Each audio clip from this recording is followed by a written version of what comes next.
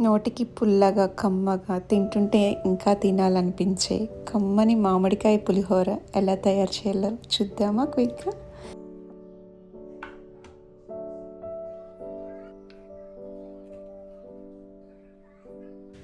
Pan బాగా వేడైపోయింది కదా, చక్కగా పోపు పెట్టేసేసుకుందాము.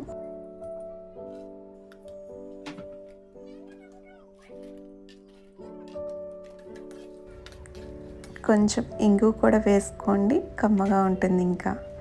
అలాగే కొంచెం పెప్పర్ ఇష్టం లేని వాళ్ళు అవాయిడ్ చేయొచ్చు.